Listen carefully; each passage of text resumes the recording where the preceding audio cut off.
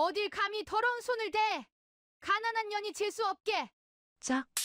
화려한 결혼식장 한복판, 시어머니의 손바닥이 신부의 뺨을 가차없이 내리꽂습니다.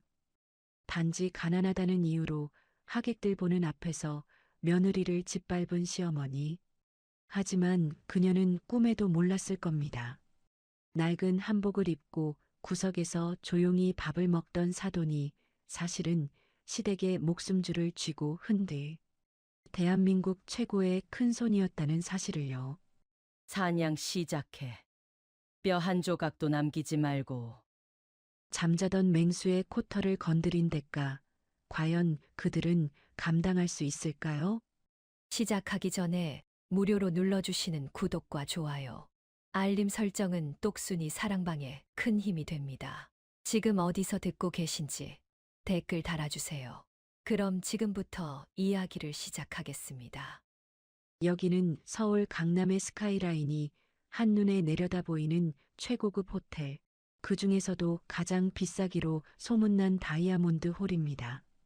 천장에는 수천 개의 크리스털이 박힌 샹들리에가 은하수처럼 쏟아져 내리고 테이블마다 장식된 최고급 수국과 장미 향기가 홀 전체를 어지럽게 채우고 있네요. 하객들은 저마다 명품 가방과 보석을 자랑하며 샴페인 잔을 부딪히고 웃음소리가 클래식 연주와 섞여 화려하게 울려 퍼집니다. 하지만 이 눈부신 축제의 한가운데 마치 다른 세상처럼 찬바람이 쌩쌩 부는 곳이 딱 한 군데 있습니다. 바로 양가 혼주들이 앉아 있는 메인 테이블입니다. 오늘의 시어머니 박미숙이 못마땅한 표정으로 혀를 차며 포크를 테이블 위에 거칠게 내려놓습니다. 달그락. 신경질적인 금소금이 정적을 깨고 온몸을 휘감은 다이아몬드 목걸이와 반지가 번쩍거립니다. 박미숙이 며느리 오하은을 위아래로 훑어보며 비웃음 섞인 목소리로 입을 열었습니다. 어휴, 내가 진짜 기가 막혀서. 예, 사돈. 지금 이 스테이크가 목구멍으로 넘어가요? 난 속이 터져서 물 한 모금도 안 넘어가는데 식성도 참 좋으시네. 맞은편에 앉은 하은의 친정엄마 윤명이는 대꾸 없이 묵묵히 시선을 접시에 고정한 채 식사를 이어가고 있습니다. 박미숙은 그런 명희의 태도가 더욱 거슬린다는 듯 일부러 하객들이 다 들을 만큼 목소리 톤을 높였습니다. 아니, 내가 웬만하면 좋은 날이라 참고 넘어가려고 했는데 말이야. 요즘 세상에 예단을 이따위로 해오는 집구석이 어디 있어? 내가 쪽팔려서 친구들한테 청첩장도 제대로 못 돌렸어. 알아?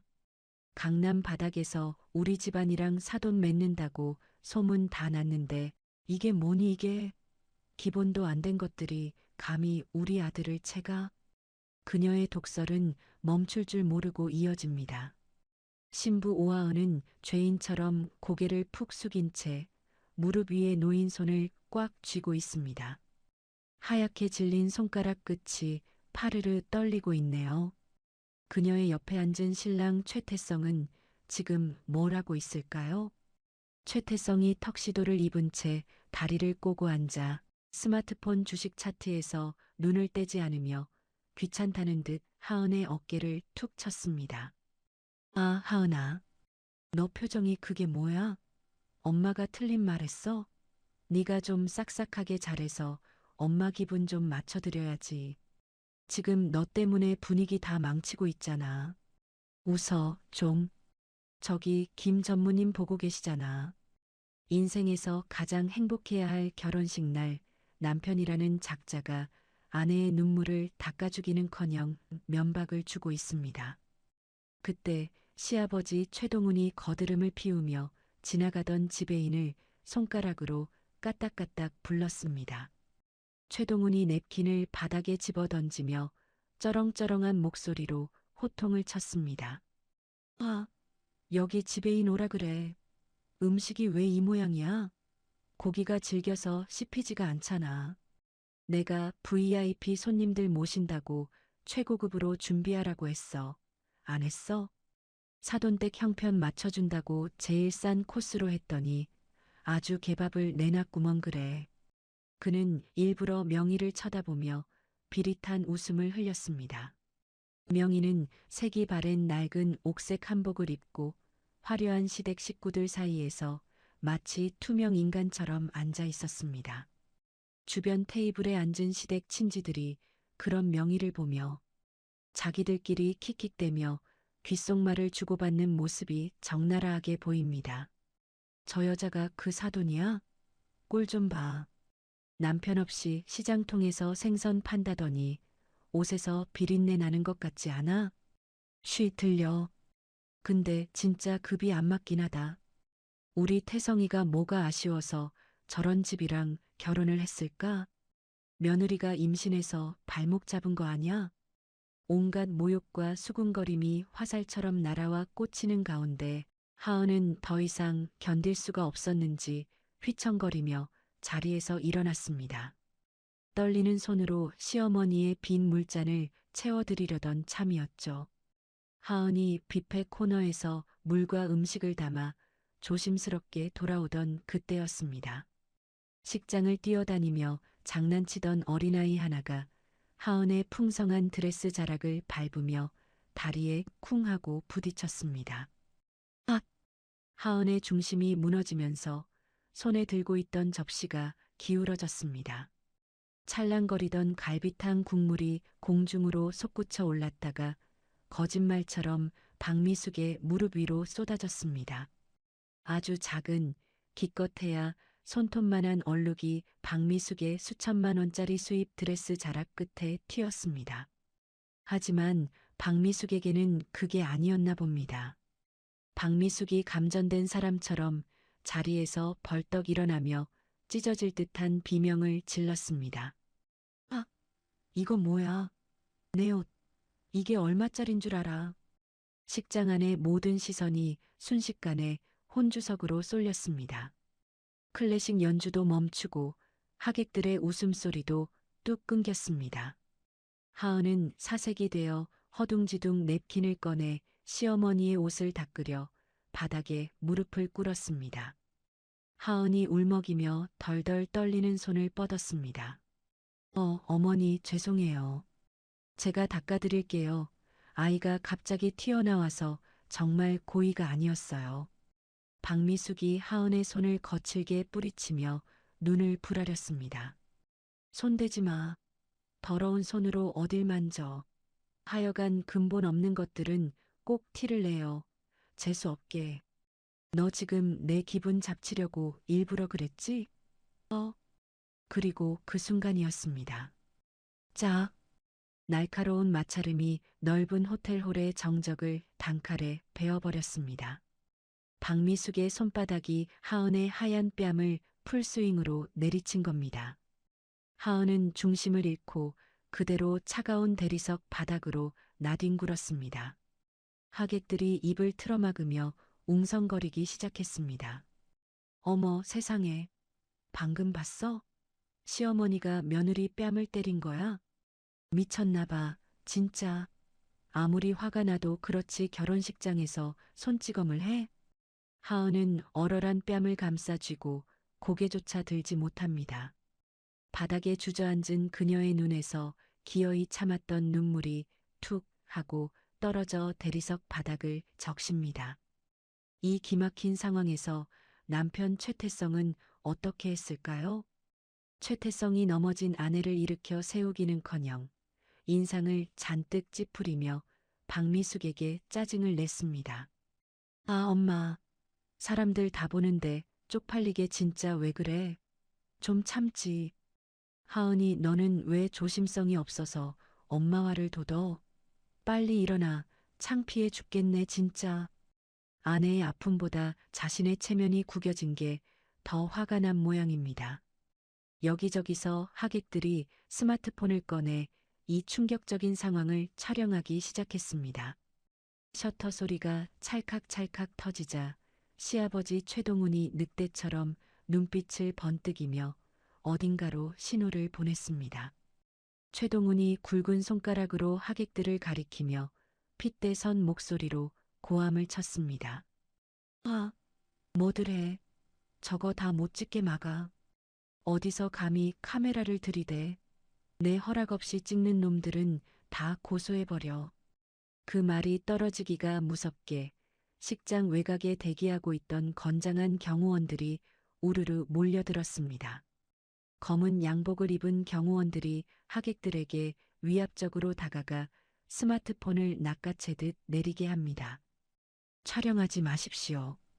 초상권 침해입니다. 당장 지우세요.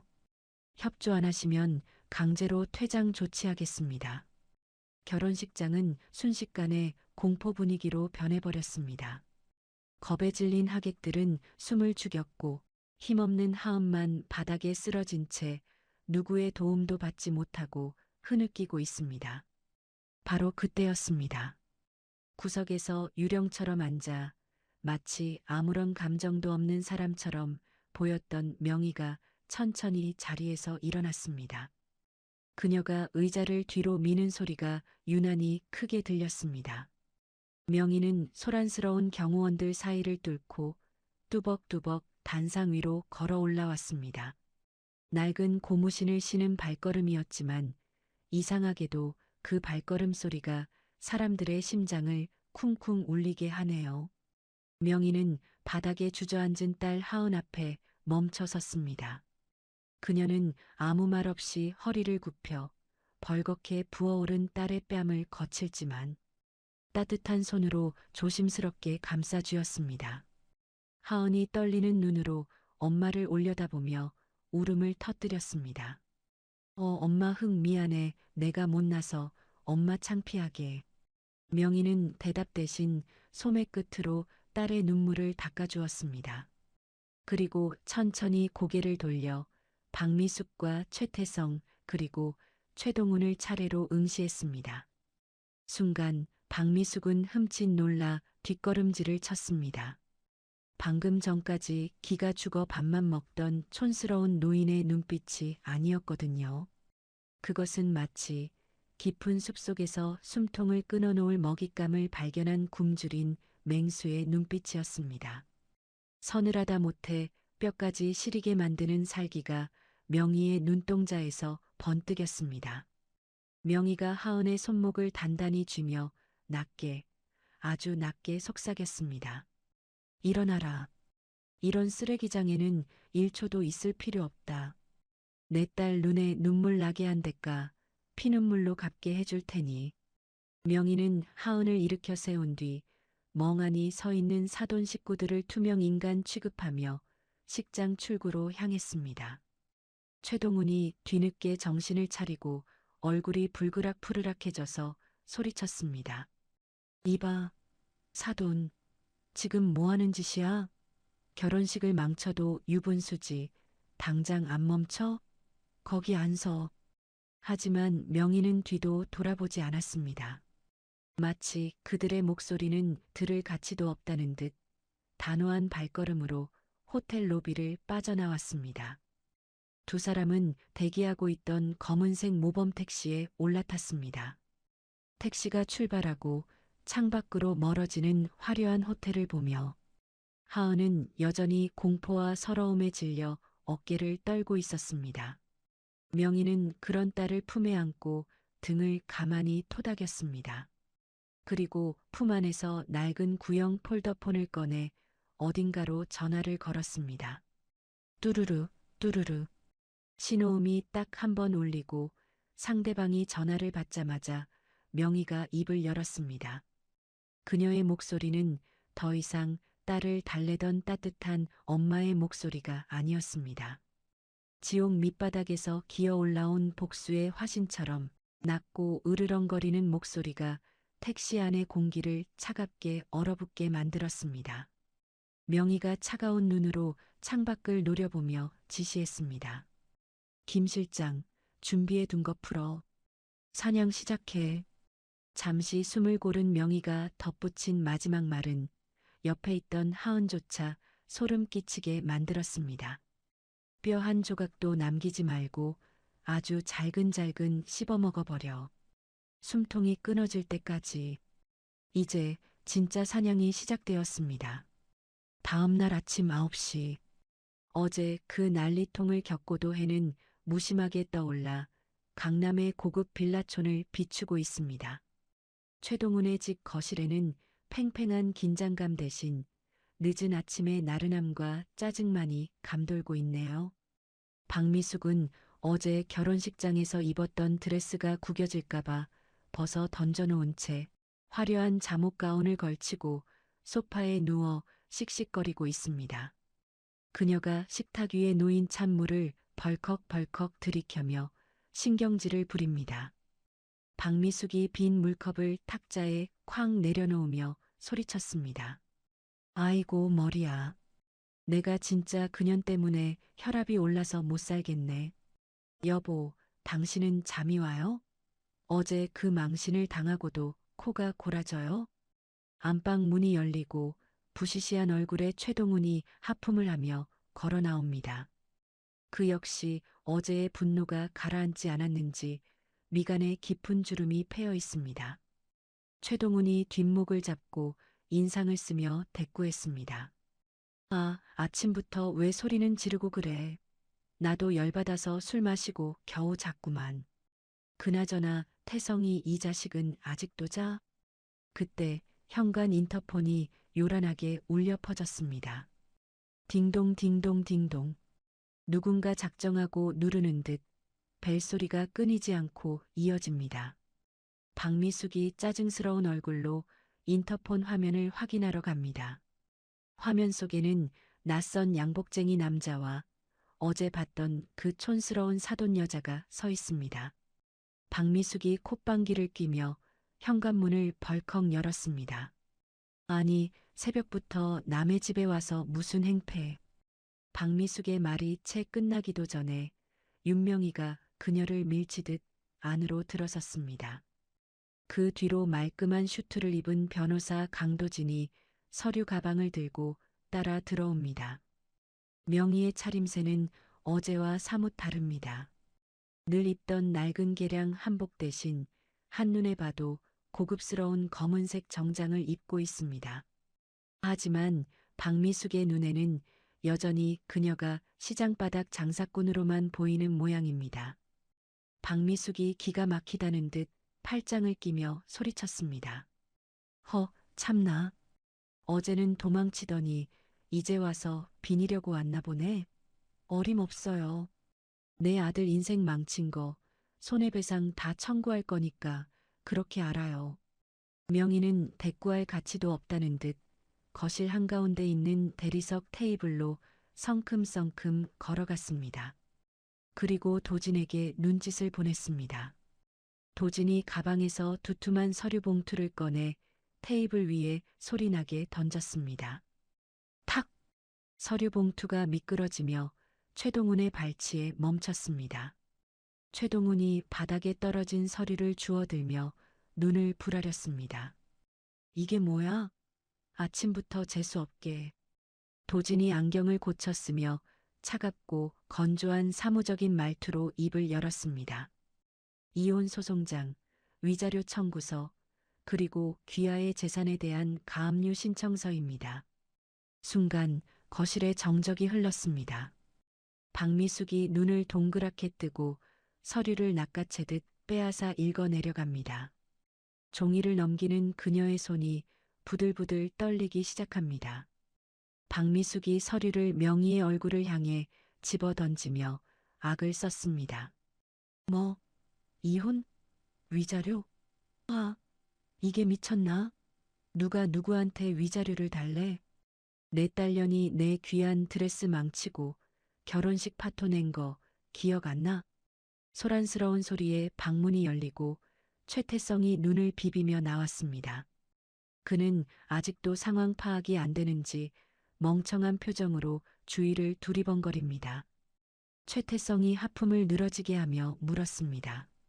아, 엄마. 아침부터 왜 이렇게 시끄러워요? 장모님 오셨네? 하은이는요? 걔 아직도 삐져서 안 왔어요?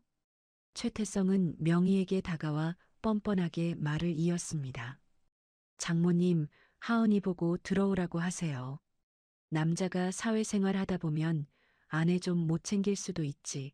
그걸 꽁해가지고 친정으로 도망을 갑니까? 애가 교육이 좀 안 되어 있네. 명희는 싸늘한 눈으로 사위였던 남자의 얼굴을 빤히 쳐다보았습니다. 저런 놈에게 내 귀한 딸을 맡겼었다니 속에서 천불이 올라오지만 차가운 이성을 유지합니다. 도진이 최태성의 앞을 막아서며 냉소적인 미소를 지었습니다. 도진이 넥타이를 매만지며 말했습니다. 최태성 씨, 상황 파악이 좀 늦으시네요. 오하은 씨는 다시는 이 집에 돌아오지 않습니다. 그리고 교육 운운하시는데 가정폭력을 방관한 남편이 할 말은 아닌 것 같습니다만 박미숙이 코웃음을 치며 끼어들었습니다. 흥, 웃기고 있네. 야, 변호사 양반. 법 좋아하시네. 우리 태성이랑 걔 식 올리기 전에 이미 혼인 신고 마친 거 몰라? 법적으로 빼도 박도 못하는 부부라고. 이혼이 장난인 줄 알아? 걔가 나가면 유책 배우자는 그쪽이야. 박미숙은 혼인 신고가 마치 자신들의 강력한 무기라도 되는 양의기양양하게 떠들었습니다. 하지만 도진의 표정에는 여유가 넘칩니다. 도진이 고개를 끄덕이며 차분하게 대꾸했습니다. 아, 그거요? 오히려 감사합니다. 혼인신고를 미리 해주신 덕분에 단순 파혼이 아니라 법적 이혼 소송으로 진행할 수 있게 됐거든요. 덕분에 위자료 청구 액수도 훨씬 커졌고요. 가정폭력, 폭언, 부당한 대우 증거는 차고 넘칩니다. 박미숙의 얼굴이 불그락푸르락 변해갑니다. 그때 명희가 천천히 거실을 둘러보다가 장식장 앞에 멈춰 섰습니다. 장식장 안에는 최동훈이 애지중지하는 고려청자가 화려한 조명을 받으며 놓여 있습니다. 명희가 그 도자기를 한참 동안 뚫어지게 바라보더니 피식 헛웃음을 터뜨렸습니다. 명희가 도자기를 턱으로 가리키며 혼잣말처럼 중얼거렸습니다. 겉만 번지르르 하지 속은 가짜네. 딱 이 집구석 같아. 그 말을 들은 최동훈이 발끈하여 소리쳤습니다. 뭐라고? 이 여편니가 저게 얼마짜린 줄 알고 짓거려. 내 안목을 무시해. 감히 남의 집에 와서 행패를 부려. 당장 나가. 최동훈이 삿대질을 하며 명희에게 달려들 기세입니다. 명희는 눈 하나 깜짝하지 않고 고개를 돌려 최동훈을 정면으로 응시했습니다. 그녀의 눈빛이 어찌나 매서운지 최동훈은 흠칫 놀라 멈칫했습니다. 명희가 싸늘하게 웃으며 쏘아붙였습니다. 안목? 똥인지 된장인지도 구분 못하는 주제에 무슨 안목. 저런 싸구려 가짜를 진품인 줄 알고 모시는 꼴이나 귀한 며느리 하녀 취급하는 꼴이나 아주 똑같아. 수준하고는. 최동훈은 너무 화가 나서 말문이 막혀 헐떡거립니다. 박미숙이 참지 못하고 명희의 머리채를 잡으려 달려들었습니다. 이 미친년이 돌았나? 어디서 주둥이를 놀려. 하지만 박미숙의 손이 닿기도 전에 도진이 재빠르게 앞을 막아서며 그녀의 팔을 제지했습니다. 그리고 품에서 태블릿 PC를 꺼내 화면을 켰습니다. 도진이 태블릿 화면을 박미숙의 눈앞에 들이밀며 말했습니다. 폭행 추가하고 싶으시면 하시죠. 이미 어제 예식장에서 확보한 증거 영상도 충분하니까요. 화면 속에는 어제 결혼식장의 풍경이 고스란히 담겨 있습니다. 박미숙이 하은의 뺨을 때리는 장면, 그리고 최동훈의 지시를 받은 경호원들이 하객들을 위협하며 휴대폰을 뺏는 장면이 선명하게 재생됩니다. 찍지 마. 다 뺏어. 내 옷. 이게 얼마짜린 줄 알아. 영상 속에서 흘러나오는 자신들의 목소리에 시댁 식구들의 얼굴이 사색이 되었습니다. 최태성이 당황하며 말을 더듬었습니다. 아니, 저게 왜. 도진이 화면을 끄며 서늘하게 경고했습니다. 특수폭행, 협박, 강요죄, 그리고 다수의 하객을 상대로 한 불법적인 위력 행사. 이 정도면 징역형도 가능한 거 아시죠? 합의는 없습니다. 박미숙이 바들바들 떨며 주저앉았습니다. 자신들이 저지른 일이 단순히 집안 싸움이 아니라 범죄가 될 수 있다는 사실을 이제야 깨달은 듯합니다. 하지만 최동훈은 여전히 자존심을 굽히지 않습니다. 최동훈이 씩씩거리며 소리쳤습니다. 흥, 변호사 나부랭이 데려와서 겁주면 내가 무서워할 줄 알아? 나 최동훈이야. 내 뒤에 누가 있는지 알아? 내가 아는 검사만 몇 명인데. 명희는 그런 최동훈을 보며 가소롭다는 듯 입꼬리를 살짝 올렸습니다. 마치 철없는 어린아이의 투정을 보는 듯한 눈빛입니다. 명희가 천천히 현관 쪽으로 몸을 돌리며 등 뒤로 마지막 한마디를 던졌습니다. 그 목소리는 크지 않았지만 거실 전체를 쩌렁쩌렁하게 울릴 만큼 묵직했습니다. 명희가 현관문을 열다 말고 멈춰서서 나직하게 말했습니다. 일주일 주지. 최동훈이 멍하니 되물었습니다. 뭐? 명희가 고개를 살짝 돌려 공포에 질린 세 사람을 한 번씩 훑어보았습니다. 이 집 비우는 시간. 일주일이면 충분하겠지? 짐 싸서 나갈 준비나 해도. 무슨 소리야. 이게 내 집인데 내가 왜 나가. 최동훈이 발악하듯 소리쳤지만 명희는 대답 대신 쾅 소리가 나게 현관문을 닫아버렸습니다. 남겨진 거실에는 숨막히는 정적만이 감돕니다. 박미숙이 헝클어진 머리를 쥐어뜯으며 비명을 질렀습니다. 아, 저 여자가 진짜 미쳤나 봐. 여보, 어떻게 좀 해봐요. 저거 다 뻥카지? 그렇지? 최태성은 겁을 집어먹고 소파 구석으로 도망치듯 물러나 앉아 떨리는 손으로 휴대폰을 만지작거립니다. 최동훈은 분을 이기지 못해 씩씩거리면서도 명희가 마지막에 남긴 눈빛이 자꾸만 마음에 걸려 등골이 서늘해집니다. 그 눈빛은 단순한 화풀이가 아니었습니다. 자신이 평생 쌓아올린 모든 것을 무너뜨릴 수도 있을 것 같은 근원적인 공포가 담겨 있었습니다. 최동훈이 애써 불안감을 감추며 큰 소리쳤습니다. 걱정 마. 감히 땡전 한 푼 없는 것들이 소송은 무슨 소송이야? 변호사 비용도 없어서 쩔쩔맬 게 뻔해. 내가 아주 박살을 내줄 테니까. 하지만 그의 목소리는 미세하게 떨리고 있었습니다. 그 시각 빌라 밖으로 나온 명희와 도진은 대기하고 있던 검은색 세단에 올랐습니다. 차 문이 닫히자마자 명희는 쓰고 있던 선글라스를 벗으며 깊은 한숨을 내쉬었습니다. 도진이 운전석에 앉아 백미러로 명희를 살피며 조심스럽게 물었습니다. 회장님, 괜찮으십니까? 저런 쓰레기들 상대하시는 거 피곤하실 텐데요. 명희가 창밖을 바라보며 차갑게 대답했습니다. 피곤? 아니, 이제 몸 좀 풀린 것 같네. 김 실장한테 연락해서 다음 단계 진행하라고 해. 네, 알겠습니다. 최동훈 사장 회사 쪽 자금줄부터 막을까요? 명희의 입가에 잔인한 미소가 번졌습니다. 아니, 밥줄부터 끊으면 재미없잖아. 숨통을 아주 천천히 조여야지. 일단 국세청이랑 은행 쪽에 소스 좀 흘려. 냄새 맡고 달려들게. 도진이 고개를 끄덕이며 전화를 걸기 시작했습니다. 명희는 멀어지는 최동훈의 빌라를 백미러로 바라보며 나직하게 중얼거렸습니다. 지금 그 집에서 맘껏 짖어둬라. 곧 짖을 힘도 없게 만들어줄 테니. 차가운 아스팔트 위를 미끄러지듯 달려가는 세단의 뒤로 폭풍전야의 고요함이 무겁게 내려앉았습니다. 이제 사냥개들은 풀려났고 먹잇감들은 자신들이 덫에 걸린 줄도 모른 채 발버둥 치고 있습니다. 3일 후 폭풍전야처럼 고요했던 시간은 끝났습니다.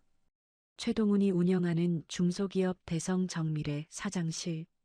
최동우는 평소처럼 다리를 책상 위에 올리고 느긋하게 골프 채널을 보고 있었습니다. 그가 콧노래를 흥얼거리며 커피를 마시려던 찰나였습니다. 쾅! 육중한 사장실 문이 부서질 듯 열리며 비서실장이 사색이 되어 뛰어들어왔습니다. 비서실장이 숨을 헐떡이며 외쳤습니다. 사장님, 큰일 났습니다. 지금 로비에. 최동훈이 인상을 찌푸리며 리모컨으로 TV를 끄고 소리쳤습니다. 아, 시끄러워. 노크도 없이 어디서 버르장머리 없이 들어와? 로비에 뭐? 누가 왔는데 그래? 그때였습니다.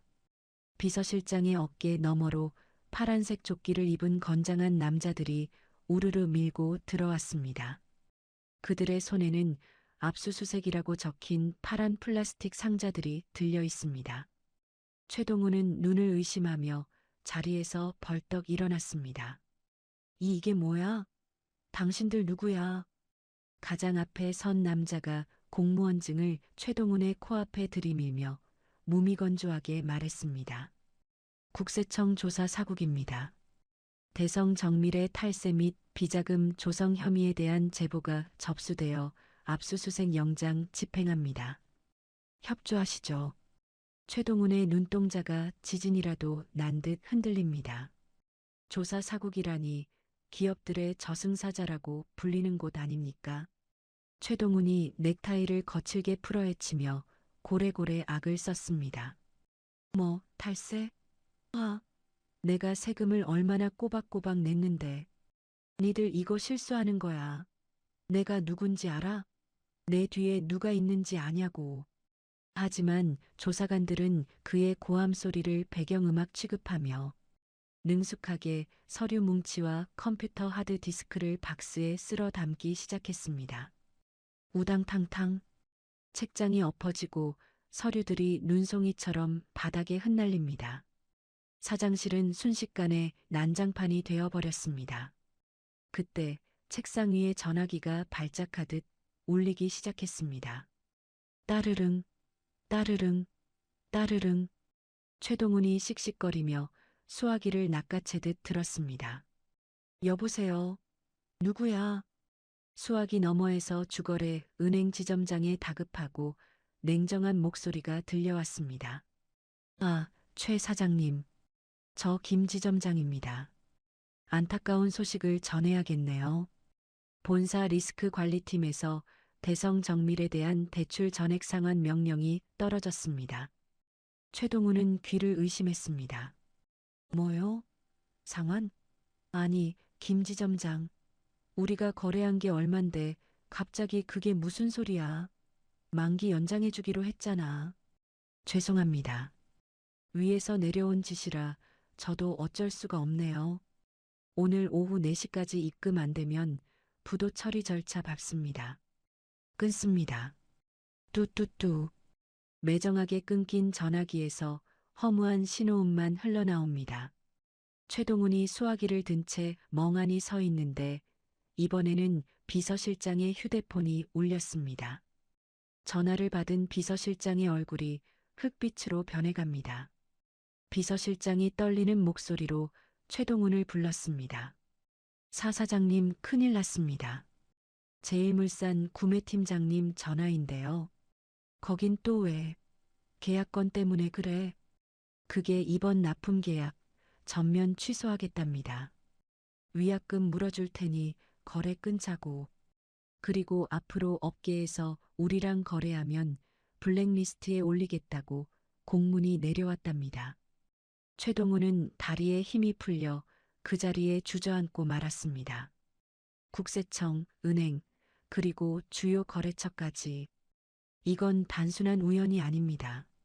누군가 작정하고 대성 정밀의 숨통을, 아니 최동훈이라는 인간의 사지를 찢어발기려 하고 있는 겁니다. 최동훈이 덜덜 떨리는 손으로 책상을 짚고 일어나며 비서실장의 멱살을 잡았습니다. 그의 눈에는 핏발이 서 있습니다. 알아봐. 당장 알아봐. 도대체 어떤 놈이 뒤에서 장난질 치는 건지, 어떤 놈이 감히 나를 건드려. 비서실장이 울먹이며 태블릿 PC를 내밀었습니다. 아까 은행 쪽 지인한테 급하게 물어봤습니다. 자금줄을 막고 압력을 넣은 곳이 YM홀딩스랍니다. YM홀딩스? 최동훈도 들어본 적 있는 이름입니다. 최근 몇 년 사이 대한민국 투자업계를 쥐락펴락한다는 괴물 같은 회사. 하지만 회장의 얼굴도 나이도 알려지지 않아 유령 기업이라고 불리는 곳이죠. 최동훈이 멱살을 풀고 비틀거리며 중얼거렸습니다. 거기가 왜 나랑 일면식도 없는 곳인데 왜? 이유를 알 수 없으니 공포는 배가 됩니다. 하지만 이대로 앉아서 죽을 수는 없습니다. 최동훈은 급히 금고를 열어 묵직한 가방 하나를 꺼냈습니다. 그 안에는 뇌물로 쓸 골드바가 번쩍거리고 있습니다. 차 대기시켜. YM 본사로 간다. 가서 회장놈 바지가랑이라도 잡아야 해.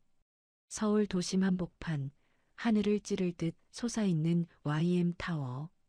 최동훈은 그 압도적인 위용 앞에 잔뜩 위축된 채 로비에 들어섰습니다. 평소의 거만함은 온데간데없고 땀을 뻘뻘 흘리며 옷매무새를 다듬기에 바쁩니다. 안내 데스크 직원이 차가운 미소로 그를 맞이했습니다. 최동훈 사장님 되십니까? 회장님께서 기다리고 계십니다. 50층으로 올라가십시오. 기다리고 있다니 마치 자신이 올 줄 알았다는 듯합니다. 초고속 엘리베이터가 50층을 향해 솟구치는 동안 최동훈은 뇌물이 든 가방을 품에 꼭 껴안았습니다. 돈 싫어하는 놈 없어. 잘만 하면 위기가 기회가 될 수도 있어. 띵! 엘리베이터 문이 열리고 적막할 정도로 넓고 고급스러운 복도가 나타났습니다. 비서의 안내를 받아 도착한 곳은 회장실이라는 금색 명패가 붙은 거대한 양문 앞이었습니다. 최동훈은 마른 침을 꿀꺽 삼키고 심호흡을 했습니다. 후. 비서가 문을 열어주자 최동훈은 쭈뼛거리며 안으로 발을 들여놓았습니다. 운동장만큼 넓은 사무실 한쪽 벽면은 통유리로 되어 있어 서울 시내가 발 아래로 내려다 보입니다. 그리고 그 창가 쪽에 거대한 책상이 놓여 있습니다. 회장으로 보이는 사람은 높은 등받이 의자에 앉아 창밖을 보고 있어 최동훈에게는 등만 보입니다. 최동훈이 허리를 90도로 굽히며 비굴한 목소리로 외쳤습니다. 회장님, 안녕하십니까? 대성정밀 최동훈입니다. 바쁘신데 이렇게 만나주셔서 정말 감사합니다. 의자에 앉은 사람은 대답이 없습니다. 손가락으로 책상을 톡, 톡 두드리는 소리만 규칙적으로 들려옵니다. 최동훈은 식은땀을 흘리며 조심스럽게 한 걸음 더 다가갔습니다. 그리고 품에 안고 있던 가방을 테이블 위에 스르르 밀어 올렸습니다. 저 빈손으로 오기 뭐해서 작은 성의를 준비했습니다. 약소하지만 받아주십시오. 그리고 저희 회사에 대한 오해를 좀 풀고 싶습니다만. 그때였습니다. 책상 위에 놓인 스피커폰에서 비서의 목소리가 들려왔습니다. 회장님, 보안팀 대기 중입니다. 그리고 천천히, 아주 천천히 의자가 돌아가기 시작했습니다. 기익. 최동훈은 숨을 멈추고 의자에 앉은 인물을 바라보았습니다. 의자가 완전히 돌아가고 그곳에 앉아 있는 사람의 얼굴이 드러났습니다. 최동훈의 눈이 튀어나올 듯 커졌습니다. 입이 떡 벌어져 턱이 빠질 것만 같습니다. 사사돈? 그곳에는 낡은 한복 대신 최고급 이탈리아 원단의 슈트를 입은 윤명희가 앉아 있었습니다. 지적인 뿔테 안경 너머로 명희의 눈빛이 서늘하게 빛나고 있습니다. 그녀의 손에는 최동훈이 방금 바친 뇌물 가방이 들려 있네요. 명희가 가방을 열어 번쩍이는 골드바를 확인하더니 피식 조소를 터뜨렸습니다.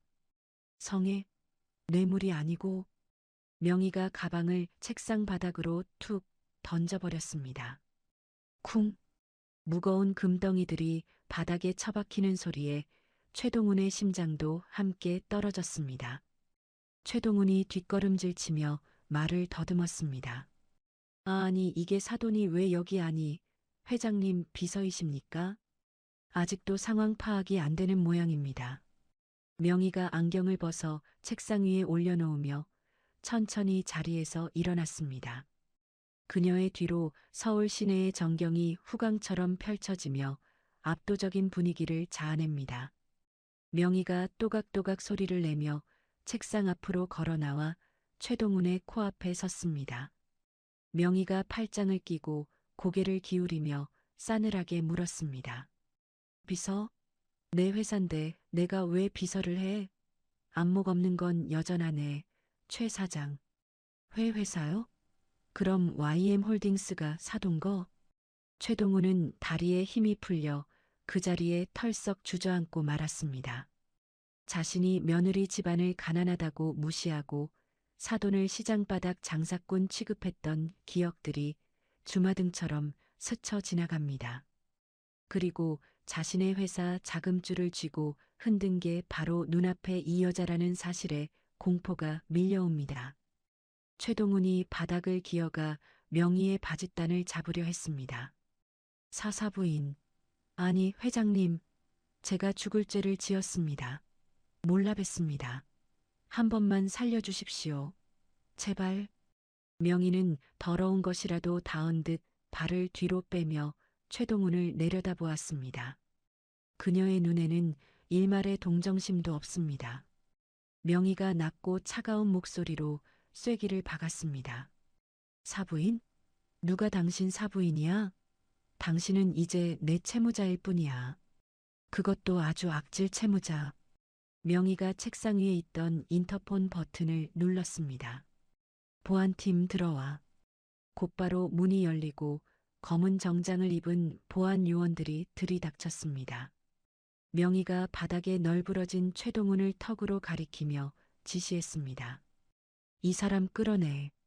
그리고 여기 바닥에 굴러다니는 금덩이들, 증거물로 경찰에 넘겨. 뇌물 공여 미수 혐의 추가해서. 보안 요원들이 최동훈의 양팔을 짐짝처럼 잡아 일으켰습니다. 최동훈이 끌려나가며 발버둥 쳤습니다. 회장님, 잘못했습니다. 며느리 아니 하은이 좀 보게 해주세요. 제가 빌게요. 으악. 하지만 명희는 그가 끌려나가는 모습을 끝까지 지켜보며 표정 하나 바꾸지 않았습니다. 사장실 문이 닫히고 다시 고요가 찾아왔습니다. 명희는 창가로 다가가 창문에 비친 자신의 모습을 바라보았습니다. 항상 딸을 위해 숨죽이고 살았던 지난날의 자신은 이제 없습니다. 그녀는 휴대폰을 들어 도진에게 전화를 걸었습니다. 나다. 최동훈 다녀갔어. 이제 쥐구멍도 다 막혔으니 슬슬 발악을 시작할 거야. 다음 단계 준비해. 하은이, 이제 세상 밖으로 내보낼 때가 됐어. 명희의 시선이 창밖의 복잡한 서울 거리를 향합니다. 이제 시댁 식구들의 몰락은 시간 문제일 뿐. 가장 중요한 건 상처받은 딸 하은을 다시 일으켜 세우는 일입니다. 어둠 속에서 웅크리고 있던 하은에게 이제 찬란한 빛을 보여줄 차례입니다. 일주일이라는 시간은 누구에게나 공평하게 흐르지만 그 밀도는 사람마다 다릅니다. 최동훈의 집이 지옥 같은 일주일을 보내는 동안 서울의 한 백화점 VIP 라운지에는 따스한 햇살이 평화롭게 쏟아지고 있습니다. 폭신한 소파에 앉은 윤명희가 커피 잔을 내려놓으며 탈의실 커튼을 향해 부드럽게 말했습니다. 하은아, 아직 멀었니? 나와보렴. 잠시 후 스르륵 커튼이 열리고 오하은이 쭈뼛거리며 밖으로 나왔습니다. 명희의 눈이 환하게 빛났습니다. 늘 헐렁한 티셔츠나 무채색 니트만 입던 하은은 온데간데 없습니다. 몸에 딱 떨어지는 세련된 네이비색 정장 원피스, 그리고 자신감 있게 올린 머리 스타일까지. 거울 앞에 선 하은은 마치 다른 사람 같습니다. 하지만 하은은 아직 이 모습이 어색한지 자꾸만 옷매무새를 만지작거립니다. 하은이 거울 속 자신을 쳐다보며 기어들어가는 목소리로 말했습니다. 엄마 이거 너무 비싼 거 아니야? 그리고 나한테는 좀 안 어울리는 것 같은데. 결혼 생활 내내 시어머니에게 넌 촌스러워서 명품 걸쳐도 티가 안 난다는 가스라이팅을 당해온 탓에 하은의 자존감은 바닥을 치고 있었습니다. 명희가 자리에서 일어나 하은에게 다가가 딸의 어깨를 단단히 잡고 거울을 똑바로 보게 했습니다. 명희가 거울 속 하은의 눈을 맞추며 단호하게 말했습니다. 똑바로 봐라. 이게 진짜 내 모습이야. 그동안 그 집구석에서 하도 구박을 받아서 네가 얼마나 빛나는 보석인지 잊어버린 게야. 어깨 펴. 넌 YM 그룹 윤명희의 하나뿐인 딸이야. 엄마의 단단한 목소리에 하은의 눈동자가 흔들렸습니다. 거울 속 여자가 낯설지만 꽤 괜찮아 보입니다. 명희가 직원을 불러 카드를 건네며 지시했습니다. 여기서부터 저기까지 이 아이한테 어울리는 건 다 포장해 주세요. 그리고 구두랑 가방도 싹 다 신상으로 맞추고요. 하은이 놀라서 눈을 동그랗게 떴지만 명희는 빙그레 웃으며 딸의 손을 잡았습니다. 이제부턴 기죽지 마. 네가 걷는 길이 곧 길이다. 다음 날 아침 강남 테헤란로에 위치한 법무법인 정의 사무실. 하은은 오늘부터 이곳의 사무장으로 첫 출근을 했습니다. 강도진 변호사가 자신의 넓은 사무실 한쪽에 하은의 자리를 마련해 주었죠. 책상 위에는 사무장 오하은이라고 적힌 명패가 반짝이고 있습니다. 하은은 떨리는 손으로 명패를 쓰다듬어 봅니다. 결혼 전에는 꿈 많던 대학생이었지만 결혼과 동시에 경력이 단절되어 누구 엄마, 누구 며느리로만 불렸던 지난 날들이 스쳐 지나갑니다. 도진이 두툼한 서류 뭉치를 들고 다가와 하은의 책상에 내려놓았습니다. 도진이 부드러운 미소를 지으며 말했습니다. 오 사무장님, 첫 임무입니다. 최동훈 사장 회사와 관련된 횡령 및 비자금 자료들인데 숫자가 좀 복잡합니다. 꼼꼼하게 정리 좀 부탁드려요. 하은 씨, 예전에 회계학 전공했었죠? 실력 발휘 좀 해주세요. 네. 아, 네. 열심히 해볼게요. 하은은 긴장된 표정으로 서류를 집어들었습니다. 처음에는 눈앞이 캄캄했지만 펜을 들고 숫자를 들여다보기 시작하자 놀라운 집중력이 발휘되었습니다.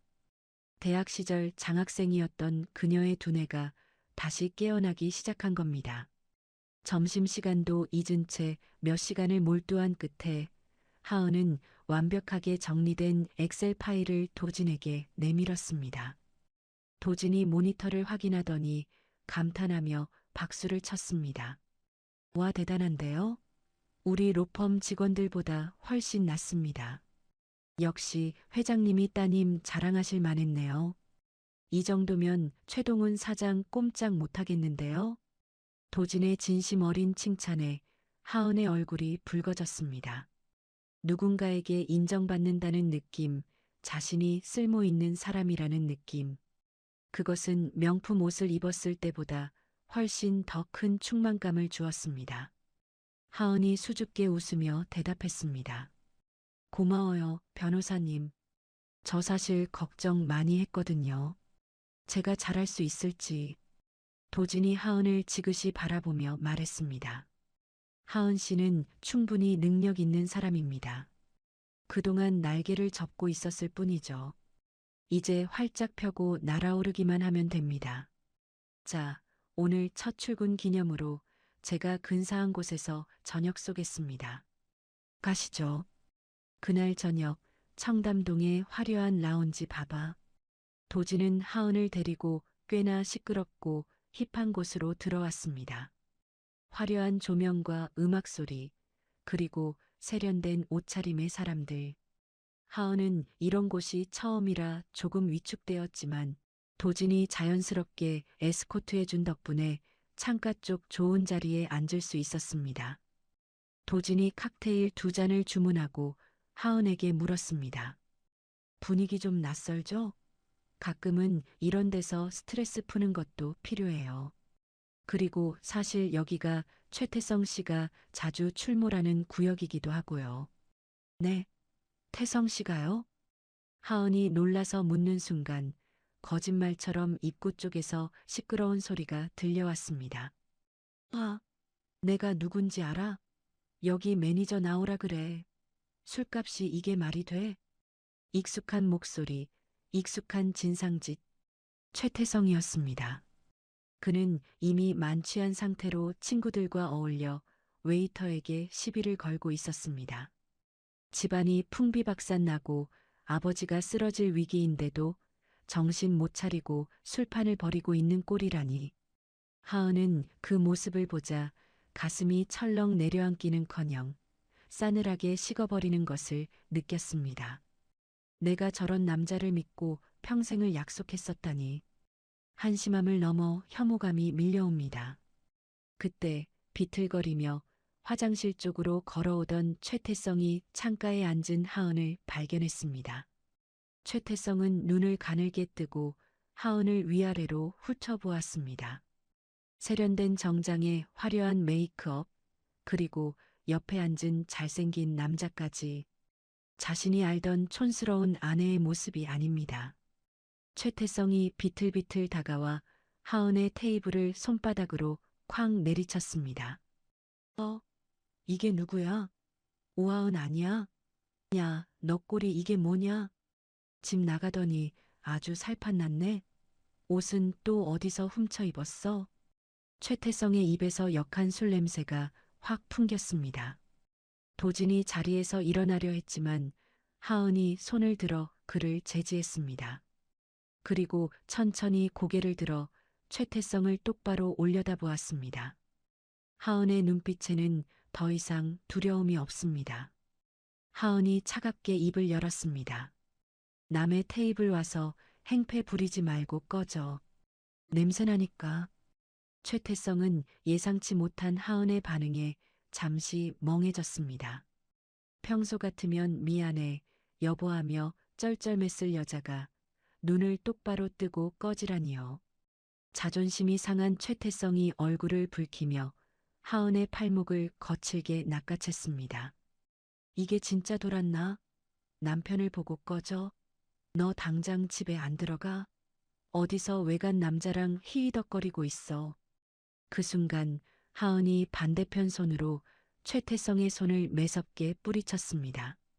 그리고 들고 있던 칵테일 잔의 물을 최태성의 얼굴에 확 끼얹었습니다. 착!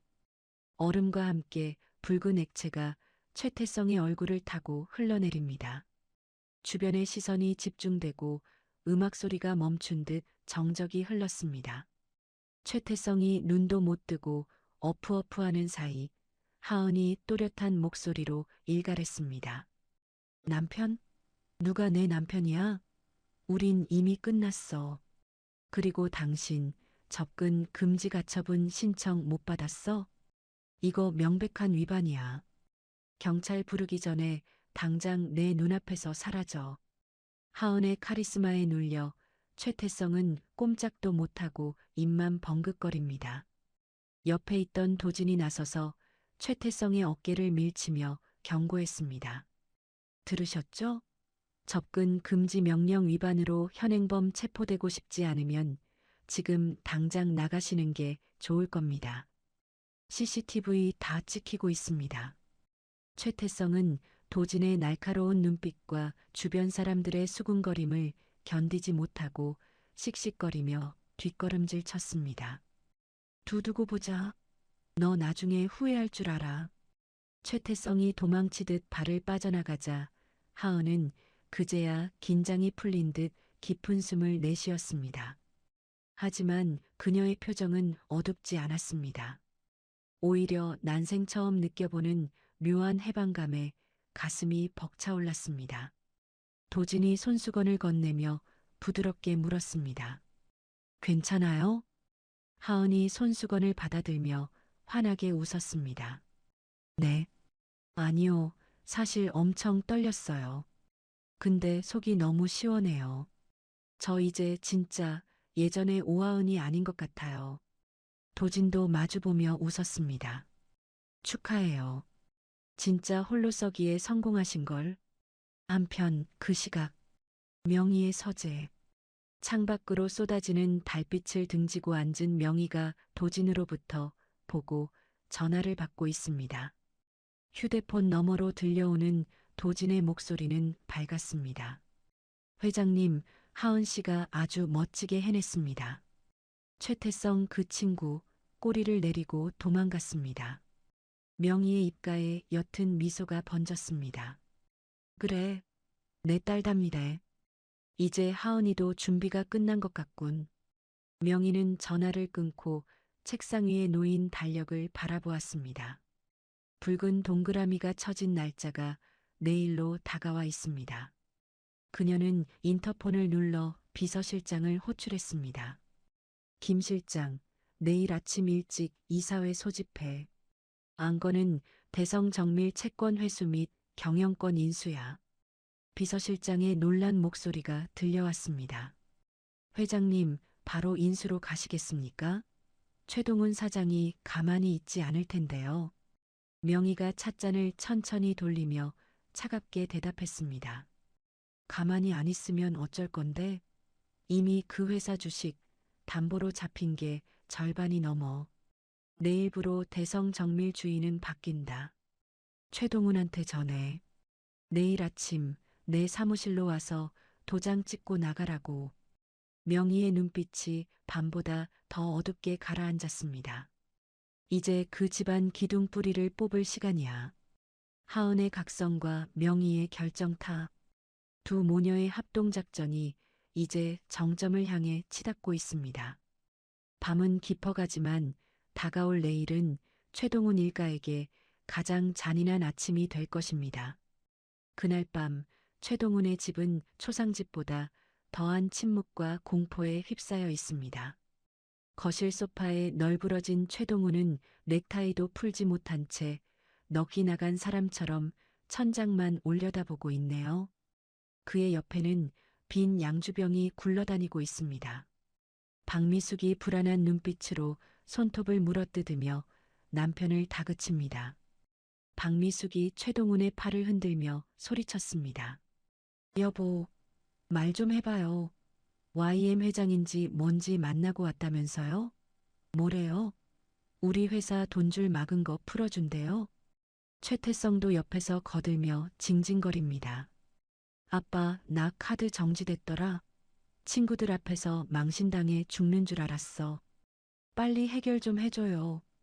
최동훈이 퀭한 눈으로 두 사람을 번갈아 쳐다보더니 기가 막힌다는 듯 허탈한 웃음을 터뜨립니다. 흐흐흐흐흐 해결? 그래, 해결이 낫지. 아주 완벽하게 끝장나는 걸로. 최동훈이 갑자기 벌떡 일어나 고함을 질렀습니다. 이 멍청한 여편네야. 네가 사람 보는 눈이 그렇게 없어서 집안을 이 꼴로 만들어? 그 YM 홀딩스 회장이 누군지 알아? 박미숙이 깜짝 놀라 뒤로 물러나며 물었습니다. 누군데요? 내가 아는 사람이에요? 네가 며느리 뺨 때리고 가난하다고 무시했던 그 사돈. 오하은이 애미 윤명희가 바로 그 회장이라고. 그 여자가 내 회사 주인이란 말이야. 순간 박미숙과 최태성의 입이 떡 벌어졌습니다. 시간이 멈춘 듯 정적이 흘렀습니다. 박미숙이 믿을 수 없다는 듯 고개를 세차게 저으며 소리쳤습니다. 거짓말. 말도 안 돼. 그 시장바닥 생선 비린내 나는 여자가, 그 꼬질꼬질한 한복 입고 있던 여자가 회장이라고? 당신 미쳤어요? 어디서 헛소리를 듣고 와서 그래. 최동훈이 답답한 마음에 가슴을 치며 울부짖었습니다. 내가 내 두 눈으로 똑똑히 봤어. 그 여자가 내 뇌물 가방을 쓰레기 취급하며 던지더란 말이야. 우린 이제 다 죽었어. 내일이면 회사 넘어가고 이 집도 경매로 넘어갈 거야. 우린 길바닥에 나앉는 거라고. 그제야 사태의 심각성을 깨달은 박미숙의 얼굴이 백지장처럼 하얗게 질렸습니다. 다리에 힘이 풀린 그녀가 바닥에 주저앉으며 덜덜 떨기 시작합니다. 어떻게 여보, 그럼 내 보석들은? 내 명품 가방들은? 그거라도 팔면 되잖아. 박미숙이 미친 사람처럼 드레스룸으로 뛰어들어갔습니다. 그녀는 장식장에 진열된 샤넬, 에르메스 가방들을 마구잡이로 꺼내 바닥에 던졌습니다. 이거 팔면 돼. 이거 다 팔면 몇 억은 나와. 태성아, 빨리 가방 가져와. 담아. 하지만 최동훈이 따라 들어와 박미숙의 손목을 거칠게 낚아챘습니다. 소용없어. 이미 가압류 딱지 붙을 예정이라 반출 금지야. 그거 하나라도 들고 나가면 횡령으로 쇠고랑 찬다고. 박미숙이 가방을 품에 안고 오열했습니다. 안 돼. 내 건데. 내가 이걸 어떻게 모은 건데. 으앙.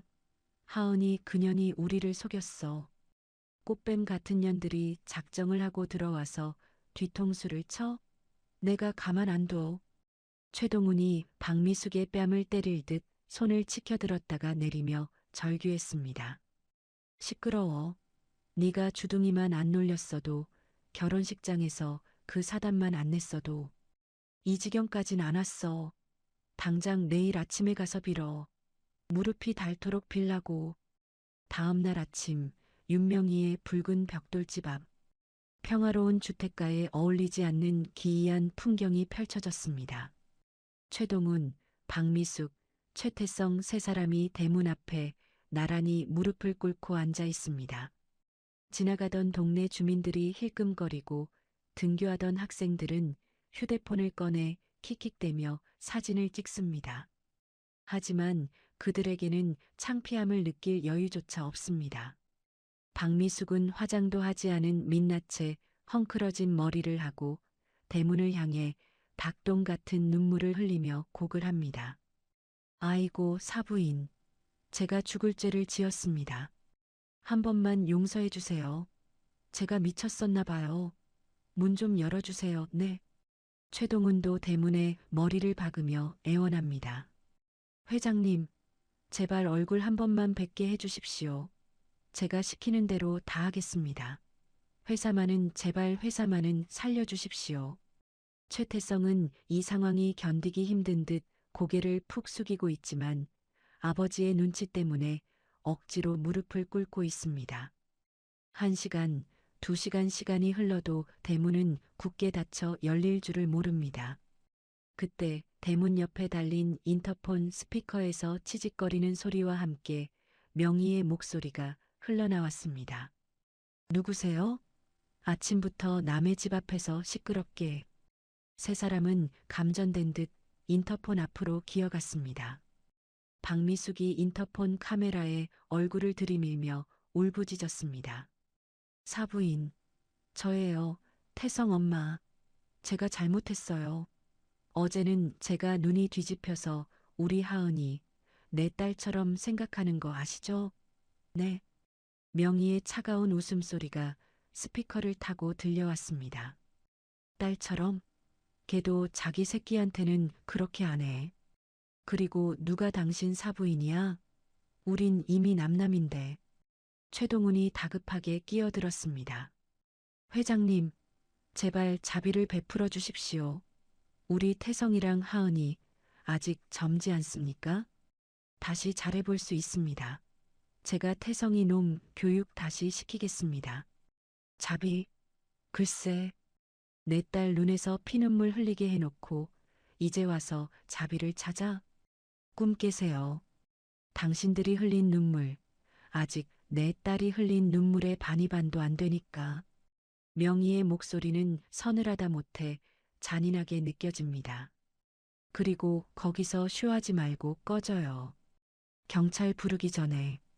내 딸이 당신들 꼴 보기 싫어서 토하려고 하니까. 뚝. 인터폰이 매정하게 끊겼습니다. 박미숙이 대문을 두드리며 절규했지만 안에서는 아무런 인기척도 없습니다. 문 열어. 문 열라고. 오하은, 너 안에 있지? 네가 어떻게 나한테 이럴 수 있어? 시어머니한테 이래도 천벌 안 받을 것 같아? 그 시각 2층 창가. 커튼 뒤에서 이 모든 광경을 지켜보고 있는 사람이 있습니다. 바로 오하은입니다. 하은은 무표정한 얼굴로 창문 너머 바닥을 기고 있는 시댁 식구들을 내려다보고 있습니다. 예전 같았으면 마음이 약해져서 엄마 저렇게까지 해야 해? 라고 물었을지도 모릅니다. 하지만 지금 하은의 눈에는 그들이 사람이 아닌 탐욕스러운 괴물로 보일 뿐입니다. 뒤에서 명희가 다가와 하은의 어깨를 감싸 안았습니다. 명희가 부드럽게 물었습니다. 마음이 약해지니? 하은이 고개를 천천히 저으며 대답했습니다. 아니, 그냥 불쌍해. 돈이 뭐라고 저렇게 바닥까지 보일까 싶어서. 그리고 아주 속이 시원해. 하은이 손을 뻗어 창가에 쳐진 하얀 커튼을 확 닫아버렸습니다. 차르륵. 커튼이 닫히며 바깥 세상의 소음과 추악한 풍경이 완벽하게 차단되었습니다. 하은이 명희를 보며 맑게 웃었습니다. 엄마, 나 배고파. 우리 맛있는 거 먹자. 명희도 마주보고 웃으며 고개를 끄덕였습니다. 그래, 아주 맛있는 거 먹자꾸나. 같은 시각 명희의 서재 책상 위 휴대폰이 울렸습니다. 비서실장의 전화입니다. 명희는 하은을 식당으로 먼저 보내고 차분하게 전화를 받았습니다. 김 실장. 진행해. 네, 회장님. 지금 바로 대성 정밀에 대한 최종 부도 처리 및 채권 회수 절차 들어갑니다. 법원 경매 신청도 동시에 접수하겠습니다. 수고했어. 아, 그리고 최동훈 휴대폰으로 문자 하나 보내. 게임 오버라고. 명희가 전화를 끊는 순간 밖에서 찢어질 듯한 비명소리가 들려왔습니다. 최동훈의 휴대폰이 울리고 그는 비서로부터 청천벽력 같은 소식을 전해 들었습니다. 사장님 끝났습니다.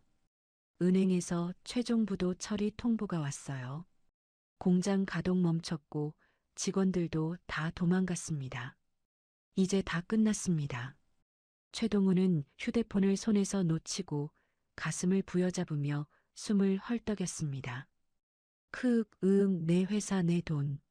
최동훈의 얼굴이 보라색으로 변하더니 그대로 뒤로 넘어가며 아스팔트 바닥에 머리를 찧었습니다. 쿵. 박미숙이 기겁을 하며 쓰러진 남편을 흔들었습니다. 여보, 정신 차려. 태성아, 119, 빨리 119 불러. 최태성이 벌벌 떨며 휴대폰을 꺼냈지만 손이 너무 떨려 번호조차 제대로 누르지 못합니다. 구급차 사이렌 소리가 멀리서 들려오고 동네 사람들이 웅성거리며 몰려듭니다. 화려했던 재벌 시댁의 위엄은 온데간데 없고 길바닥에 쓰러져 거품을 무는 가장과 울부짖는 아내 그리고 겁에 질린 아들만이 남았습니다. 2층 식당에서 명희와 하은은 따뜻한 수프를 먹고 있습니다.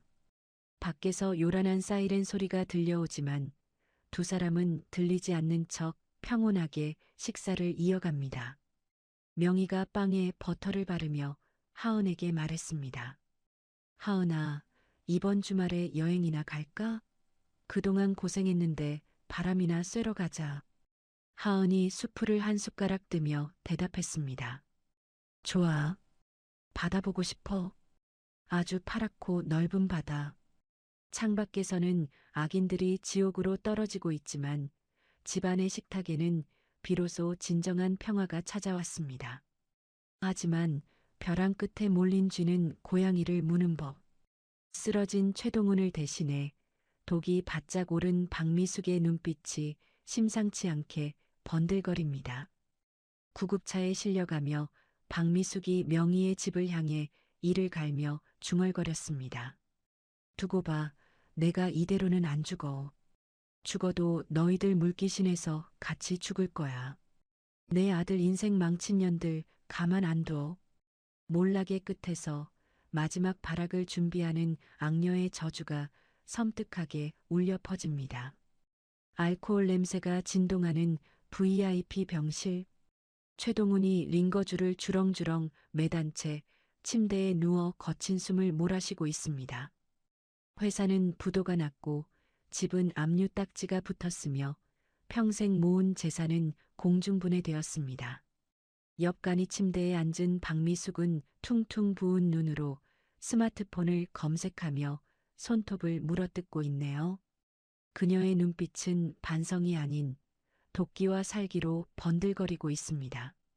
최동훈이 쉰 목소리로 아내를 불렀습니다. 여보, 이대로는 못 죽어. 억울해서 눈을 못 감는다고. 그 여편네랑 하은이년 가만두면 안 돼. 우리만 죽을 순 없잖아.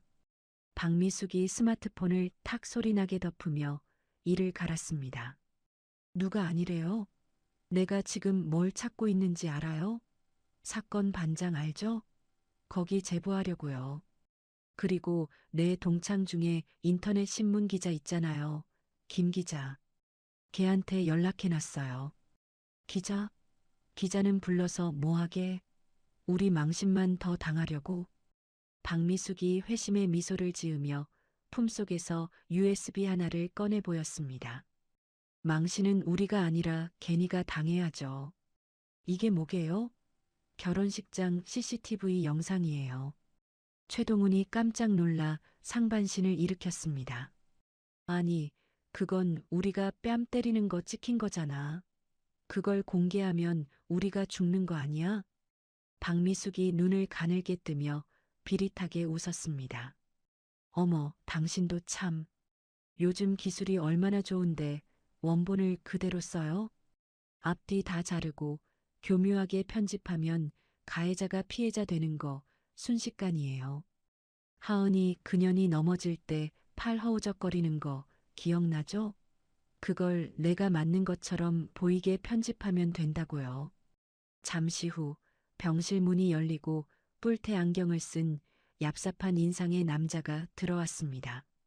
자극적인 가짜 뉴스를 퍼나르기로 유명한 삼류 유튜버이자 인터넷 기자인 김철수입니다. 김철수가 카메라를 들이대며 호들갑을 떨었습니다. 아이고, 사모님, 이게 무슨 일입니까? 대기업 갑질에 당하셨다면서요? 제가 아주 정의의 사도가 되어드리겠습니다. 근데 거마비는 좀 챙겨주셔야. 박미숙은 손목에 차고 있던 수천만 원짜리 다이아몬드 팔찌를 풀어 김철수의 손에 쥐어주었습니다. 이것이 그녀가 가진 마지막 비상금입니다. 박미숙이 눈물 연기를 시작하며 김철수의 손을 잡았습니다. 기자님, 이거면 되죠? 제발 억울한 거 좀 풀어주세요. 우리 며느리 아니, 그 악마 같은 년이지. 재벌가 숨겨진 딸이라는데 그 배경 믿고 시어머니인 저를 개 패듯이 팼어요. 여기 멍든 거 보이시죠? 박미숙은 자기가 부딪혀서 생긴 멍을 보여주며 뻔뻔하게 거짓말을 늘어놓았습니다. 김철수는 팔찌를 주머니에 챙겨 넣으며 입꼬리를 실룩거렸습니다. 와, 재벌가 딸이 시어머니 폭행? 이거 조회수 100만 각인데요? 걱정 마십시오. 오늘 저녁에 바로 터뜨립니다. 제목은 아주 자극적으로 뽑아드리죠. 그날 저녁 8시. 평화롭던 대한민국 인터넷 커뮤니티가 발칵 뒤집혔습니다. 충격 단독. YM그룹 회장 딸의 두 얼굴 시어머니 폭행하고 재산 강탈. 자극적인 썸네일과 함께 올라온 영상은 순식간에 실시간 검색어 1위를 장악했습니다. 영상 속에는 교묘하게 편집된 결혼식 장면이 담겨 있습니다. 하은이 넘어지면서 팔을 뻗는 장면이 마치 박미숙의 멱살을 잡으려는 것처럼 보이고 박미숙이 뒤로 넘어지는 장면만 슬로 모션으로 반복됩니다. 거기에 박미숙의 거짓 인터뷰가 내레이션으로 깔립니다. 며느리가 평소에도 저를 무시했어요. 혼수 적게 해왔다고 뭐라 한마디 했더니 갑자기 눈이 뒤집혀서 달려들더라고요. 친정엄마라는 사람은 조폭들을 데려와서 하객들 협박하고요. 흑. 댓글창은 순식간에 불바다가 되었습니다. 와, 며느리 인성 실하냐? 완전 사이코패스네. 돈 많으면 다야. 시어머니를 때려. 저런 건 신상 털어서 매장해야 함. YM그룹? 불매운동 가자. 쓰레기 기업이네. 진실을 모르는 대중들의 분노는 걷잡을 수 없이 타올랐습니다. 같은 시각, 명희의 집. 하은은 소파에 앉아 덜덜 떨리는 손으로 스마트폰을 보고 있습니다. 화면을 스크롤할 때마다 심장을 후벼 파는 악플들이 쏟아집니다. 누군가가 하은의 졸업사진과 신상 정보를 유포했고 개인 SNS에는 욕설 DM이 수천 통씩 쌓이고 있습니다. 죽어라, 꽃뱀년아. 너 같은 건 얼굴 들고 다니면 안 돼. 하은의 얼굴이 핏기 하나 없이 창백해졌습니다. 과호흡이 온 듯 숨을 가쁘게 몰아쉬던 하은이 비명을 지르며 휴대폰을 집어 던졌습니다. 아, 아니야, 이거 아니야. 내가 언제 흑. 하은은 머리를 감싸 쥐고 바닥에 웅크렸습니다. 결혼식장에서 뺨을 맞았을 때의 공포보다 얼굴도 모르는 수만 명이 사람들이 자신을 향해 돌을 던지는 지금이 더 무섭고 끔찍합니다. 주방에 있던 명희가 놀라서 뛰어왔습니다. 하은아, 왜 그래? 무슨 일이야? 명희는 바닥에 떨어진 휴대폰 화면을 보고 단번에 상황을 파악했습니다. 화면 속에는 박미숙이 가짜 깁스를 하고 거짓 눈물을 흘리는 인터뷰 영상이 재생되고 있습니다. 명희의 눈썹이 꿈틀거리며 올라갔습니다. 지금껏 냉정함을 유지하던 명희도 딸이 무너지는 모습을 보자 분노가 치밀어 오릅니다. 하지만 명희는 감정적으로 대응하지 않았습니다. 그녀는 떨고 있는 하은을 품에 꽉 안아주며 등을 쓸어내렸습니다. 명희가 단호하고 침착한 목소리로 말했습니다. 하은아, 보지 마. 귀 막고 눈 감아. 저런 쓰레기들이 짖는 소리에 네가 다칠 필요 없어. 엄마가 다 해결할 거야. 하은이 명희의 옷자락을 꽉 쥐며 울먹였습니다. 엄마 사람들이 나보고 죽으래. 내가 괴물이래. 나 어떡해. 누가 그래. 넌 피해자야. 저것들이 괴물이고 악마야. 엄마 믿지? 진실은 절대 안 져. 내가 저 혓바닥을 다 뽑아버릴 테니까 조금만 참아. 그때 현관문이 쾅쾅쾅 울렸습니다. 기자들이 냄새를 맡고 집 앞까지 찾아온 겁니다. 오하은 씨, 안에 계시죠? 해명 좀 해보세요. 시어머니 폭행 사실입니까? 한 말씀만 해주세요. 플래시가 번쩍거리고 고함 소리가 들려오자 하은은 더욱 깊이 명희의 품으로 파고들었습니다. 명희는 이를 악물고 비서실장에게 전화를 걸었습니다. 김 실장, 지금 당장 경호팀 보내서 집 앞 정리해. 개미 새끼 한 마리도 얼씬 못하게. 전화를 끊은 명희는 곧바로 강도진 변호사에게 다시 전화를 걸었습니다. 도진의 목소리도 다급하기는 마찬가지입니다. 회장님, 지금 상황이 심각합니다. 여론이 완전히 넘어갔어요. 서버가 마비될 정도로 항해 전화가 오고 있습니다. 일단 공식 입장문부터 낼까요? 명희가 차갑게 대답했습니다. 아니, 입장문 종이 쪼가리 내봤자 변명한다고 더 욕만 먹어. 저쪽이 영상으로 장난질을 쳤으니 우리도 영상으로 갚아줘야지. 네, 영상이라면. 결혼식장 원본 CCTV 확보해뒀지? 음성까지 다 들어간 거. 네, 물론입니다. 가장 잘 보이는 각도로 가지고 있습니다. 그리고 하나 더. 저 박미숙이가 기자 매수할 때 쓴 돈, 계좌 추적해서 증거 잡아. 뇌물 주고 기사 사주한 정황 포착해. 도진이 잠시 망설이다가 조심스럽게 물었습니다. 회장님, 그런데 지금 당장 터뜨리는 것보다 내일 박미숙이 방송 인터뷰 생중계에 잡혀 있는 거 아십니까? 거기서 완전히 쐐기를 박으려고 작정한 모양인데 명희의 입가에 섬뜩한 미소가 번졌습니다. 그래, 방송 인터뷰? 아주 판을 크게 벌려놓으셨네. 잘 됐어. 관객이 많을수록 처형식은 더 화려해야지. 명희가 창문 커튼 틈으로 밖을 내다보며 말을 이었습니다. 내일 그 방송 우리가 접수한다. 도진이 너는 방송국 국장한테 연락해. YM그룹 광고비 다 끊어버린다고 협박을 하든 회사를 사버린다고 하든 상관없으니까.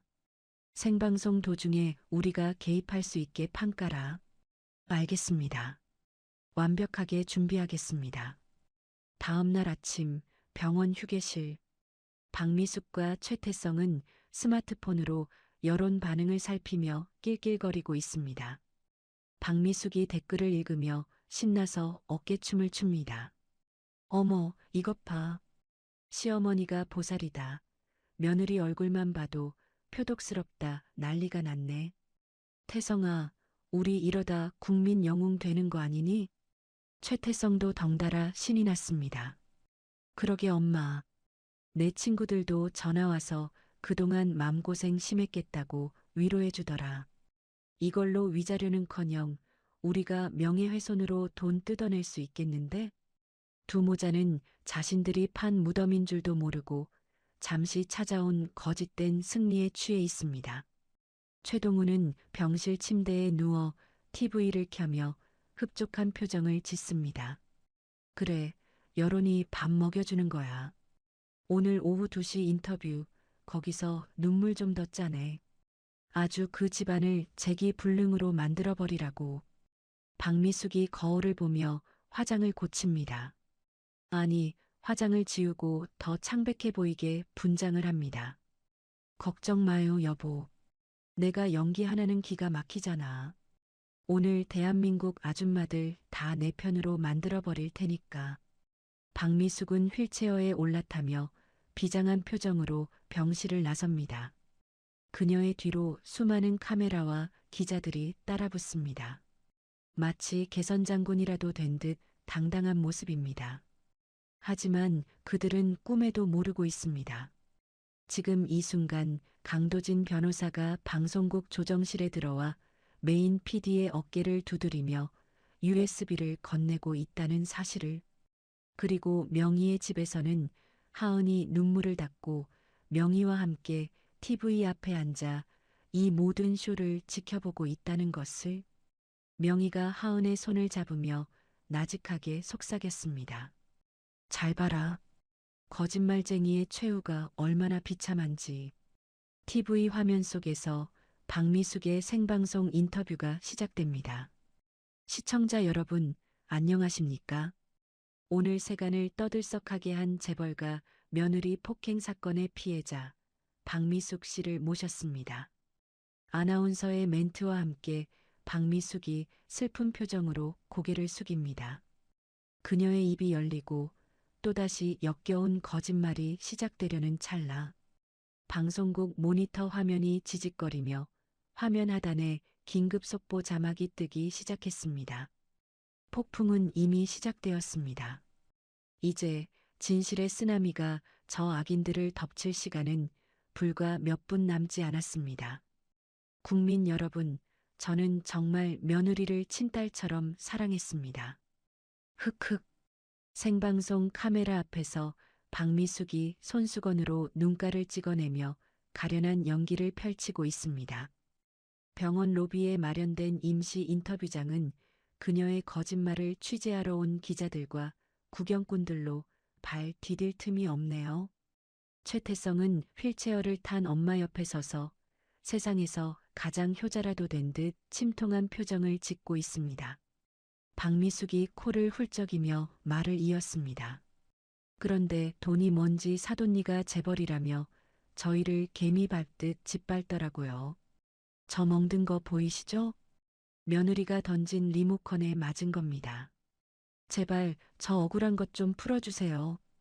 현장에 있던 사람들은 웅성거리며 동정 어린 시선을 보냅니다.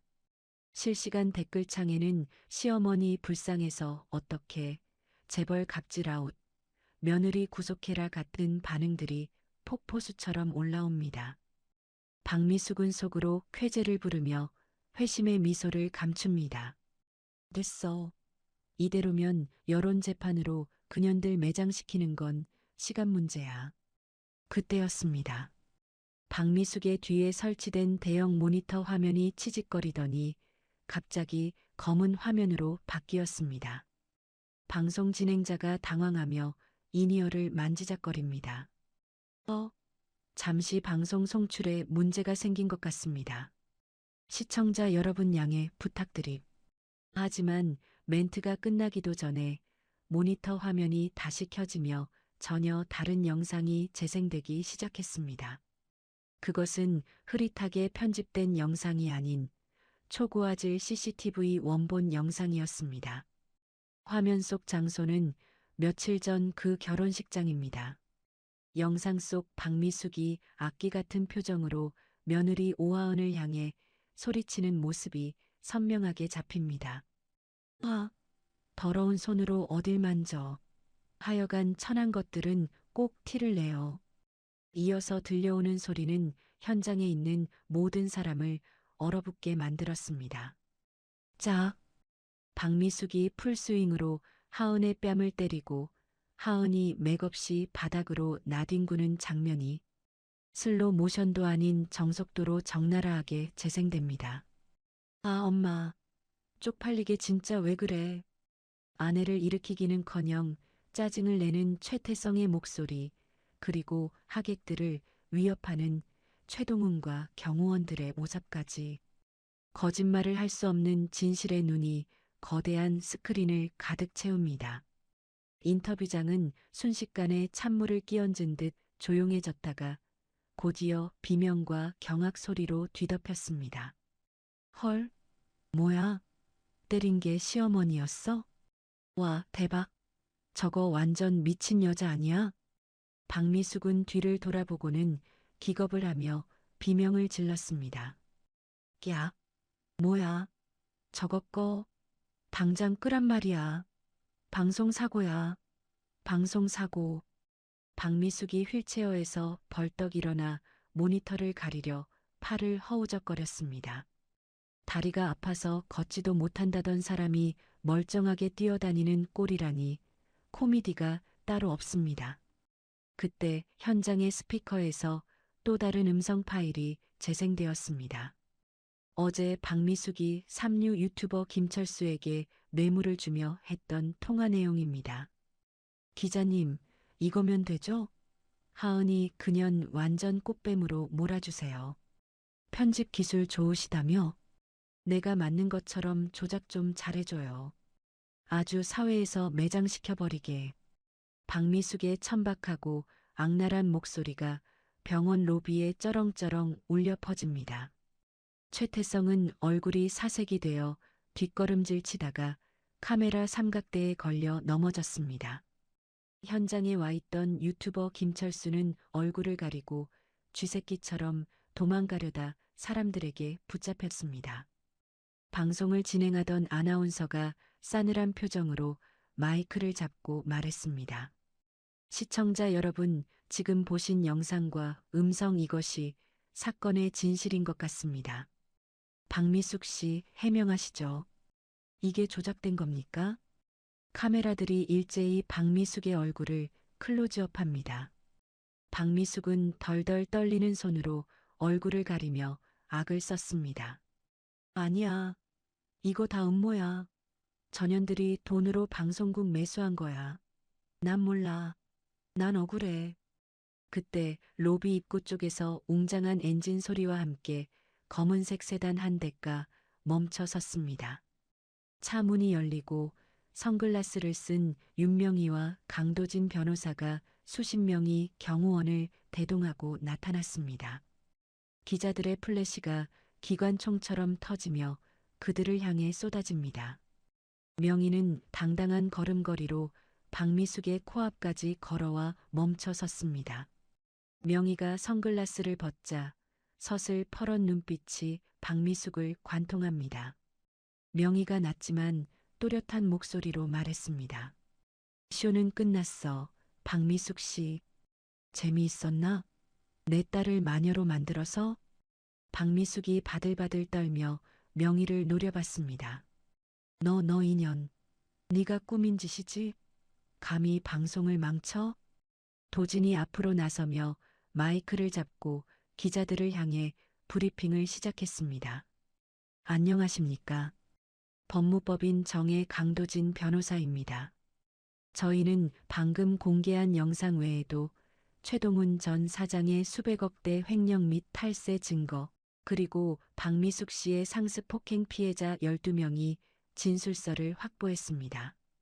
도진이 두툼한 서류 뭉치를 들어보이자 현장은 다시 한번 술렁거립니다. 또한 허위사실 유포를 사주한 정황이 담긴 계좌 내역까지 모두 검찰에 제출했습니다. 이 시간부로 무관용 원칙으로 대응하겠습니다. 명희는 서류 따위는 필요 없다는 듯 박미숙의 귓가에 대고 나직하게 속삭였습니다. 내가 말했지? 뼈 한 조각도 남기지 않겠다고. 이제 네가 지옥을 맛볼 차례야.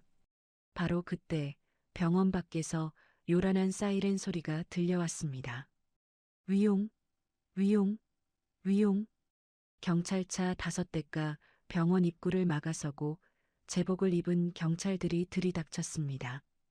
형사 반장이 수갑을 꺼내 들고 박미숙과 최태성에게 다가왔습니다. 박미숙 씨, 최태성 씨, 정보통신망법 위반, 명예훼손, 무고죄 및 특수상해 혐의로 긴급 체포합니다. 변호사를 선임할 권리가 있고 철컥. 차가운 수갑이 박미숙의 양손목에 채워졌습니다. 박미숙이 미친 듯이 발버둥 쳤습니다. 이거 나. 내가 누군지 알아? 이거 안 풀어? 여보, 여보, 나 좀 살려줘. 하지만 휠체어에 앉아있던 최동훈은 이미 다른 경찰들에게 둘러싸여 있습니다. 최동훈 씨, 특정경제범죄 가중처벌법상 횡령 및 배임 혐의로 체포합니다. 최동훈은 모든 것을 포기한 듯 고개를 떨구고 순순히 손을 내밀었습니다. 그의 눈에는 초점이 없고 입가에는 허탈한 침만 흐르고 있네요. 경찰에 의해 줄줄이 끌려나가는 최동훈 일가. 병원 로비에 있던 시민들과 환자 가족들이 그들을 향해 야유를 퍼붓기 시작했습니다. 잘 가라. 쓰레기들아. 콩밥 먹고 정신 차려.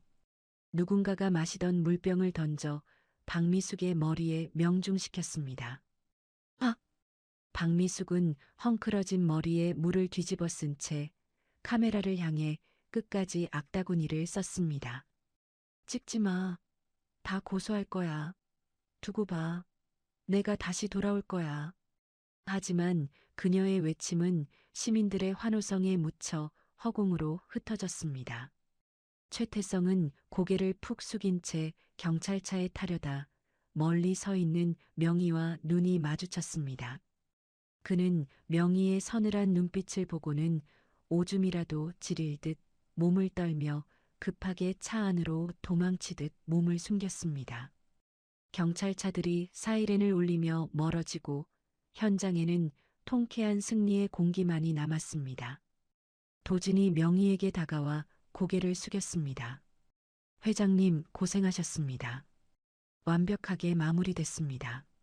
명희는 굳게 담은 입술을 풀고 멀어지는 경찰차를 보며 짧게 한숨을 내쉬었습니다. 고생은 무슨, 이제야 밀린 청소를 끝낸 기분이군. 그 시각 명희의 집 거실. 오하은은 TV 화면을 통해 이 모든 과정을 지켜보고 있었습니다. 악랄하게 굴던 시어머니가 수갑을 차고 끌려가는 모습, 뻔뻔하던 남편이 고개를 숙이는 모습. 화면 하단에는 정의 구현 사이다 결말 같은 댓글들이 실시간으로 올라옵니다. 하은의 눈에서 뜨거운 눈물이 주르륵 흘러내렸습니다. 슬퍼서가 아닙니다. 그동안 가슴속에 맺혀 있던 거대한 응어리가 녹아내리는 해방감 때문입니다. 하은이 떨리는 손으로 TV 화면을 어루만지며 중얼거렸습니다. 끝났다, 진짜 끝났어. 그녀는 소파에 몸을 깊숙이 파묻고 처음으로 다리를 쭉 펴보았습니다. 지옥 같았던 결혼 생활, 사람 취급도 못 받았던 시간들이 주마등처럼 스쳐 지나가고 이제는 정말 자유가 되었다는 사실이 피부로 와닿습니다. 현관문이 열리고 명희가 들어왔습니다. 하은아.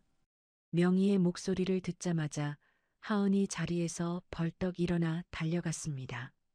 하은은 명희의 품에 와락 안겨 엉엉 소리 내어 울음을 터뜨렸습니다. 엄마, 으엉, 엄마 고마워. 나 때문에 엄마가 흑흑. 명희는 아이처럼 우는 딸을 꽉 끌어안고 등을 토닥였습니다. 명희의 눈시울도 붉게 물들었습니다. 명희가 딸의 머리카락에 입을 맞추며 부드럽게 말했습니다. 그래, 그래. 다 끝났다. 우리 딸, 그동안 얼마나 무섭고 힘들었니? 이제 아무도 널 괴롭히지 못해. 엄마가 약속할게. 하은이 눈물 젖은 얼굴을 들고 엄마를 바라보았습니다. 나 이제 진짜 행복해질 거야. 엄마랑 같이 보란 듯이 잘 살 거야. 명희가 빙그레 웃으며 하은의 눈물을 닦아주었습니다. 그럼 그래야지. 넌 세상에서 제일 귀한 내 딸인걸. 거실 창밖으로 따스한 오후의 햇살이 비쳐 들어와 두 모녀를 감싸 안았습니다. 폭풍우는 지나갔고 이제 그들의 앞에는 맑게 갠 하늘과 눈부신 미래만이 남아 있습니다. 하지만 이야기는 아직 끝나지 않았습니다. 폐허가 된 과거를 딛고 일어선 하은이 어떤 모습으로 새로운 인생을 꽃피울지, 그리고 그녀를 묵묵히 지켜주던 도진과의 관계는 어떻게 될지, 진정한 해피엔딩을 향한 마지막 발걸음이 남아 있습니다. 계절이 두 번 바뀌고 어느덧 6개월이라는 시간이 흘렀습니다. 뜨거웠던 여름의 열기는 사라지고 옷깃을 여미게 만드는 찬 바람이 부는 늦가을입니다. 서울의 한 재래시장, 비릿한 생선 냄새와 사람들의 땀 냄새가 뒤섞인 이곳에 낯익은 얼굴이 보입니다. 바로 박미숙입니다. 하지만 6개월 전 온몸을 명품으로 휘감고 다이아몬드 반지를 자랑하던 사모님의 모습은 온데간데 없습니다. 그녀는 낡아 빠진 고무 앞치마를 두르고 헝클어진 머리를 대충 묶은 채 쭈그리고 앉아 생선 내장을 다듬고 있습니다. 손가락 마디마디는 터져서 밴드가 덕지덕지 붙어 있고 화장기 없는 얼굴에는 검버섯이 피어올랐네요.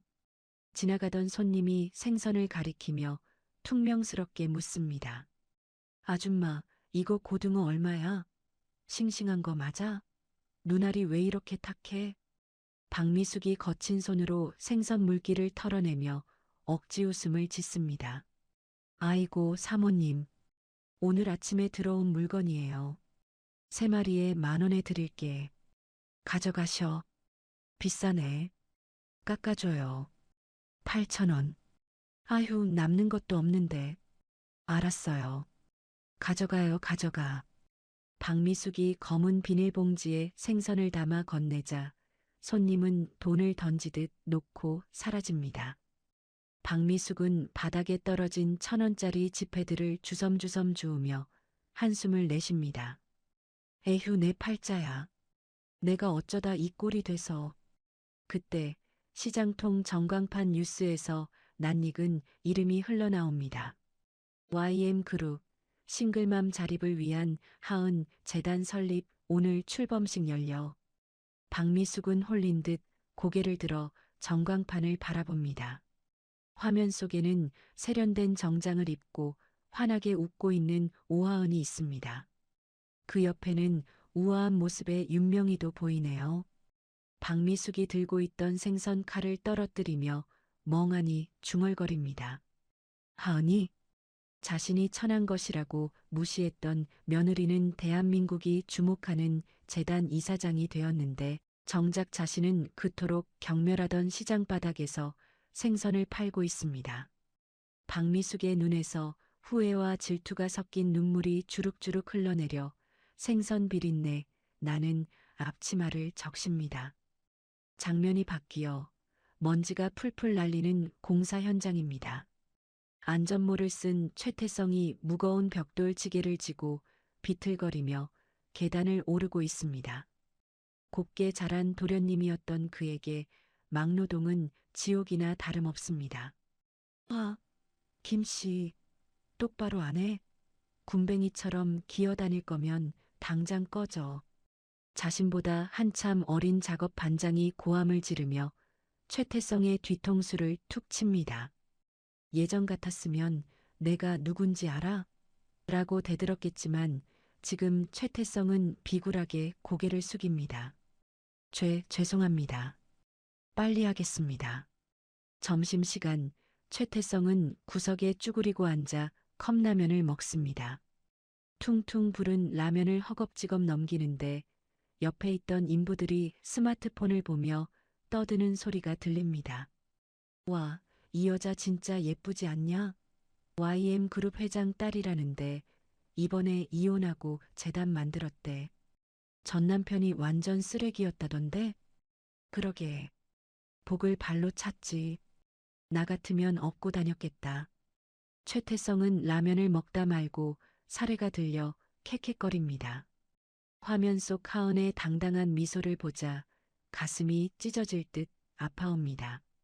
하은을 버리고 엄마 편을 들었던 자신의 멍청한 선택이 뼈에 사무치도록 후회됩니다.